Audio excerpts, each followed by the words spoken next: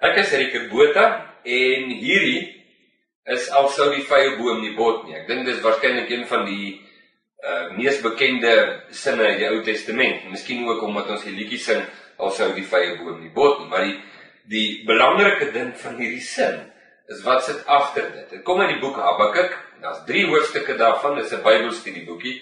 Lekker kort, maklik geskrywe, maar het 'n boodskap wat skrik vir niks. En die kortom is die boodskap van Habakuk. Die feit dat Habakuk vir God vra. Sien God nie al die onreg raak nie, en al die bedrog en die moorde en die ongeregtigheid en die liefdenis nie. En hoekom tree God nie op nie? En dan antwoord God hom en sê, hy gaan optree.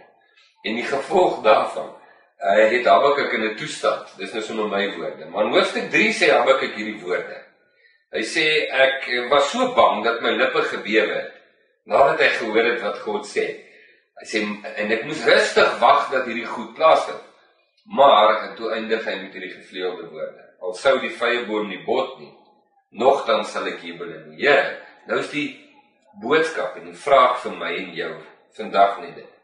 In die toestand en die omgewing waarin ons nou is, sien God dit raak? Sal hy optree? Wanneer gaan hy optree? Gaan hy optree? En hier's 'n klomp emosionele woelinge in ons harte. En dan as ons die boodskap van die Here hoor, mag dit dalk nie iets wees wat ons nou eintlik verwag het, amper soos in Habakuk se geval.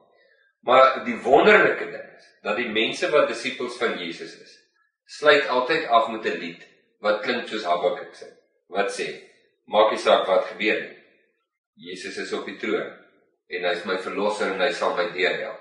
Dis amper soos Ebenezer, tot hier toe die Here my gedra, verder sal hy dit ook doen. Ek nooi jou om deel te hê in hierdie lieflike Bybelstudie.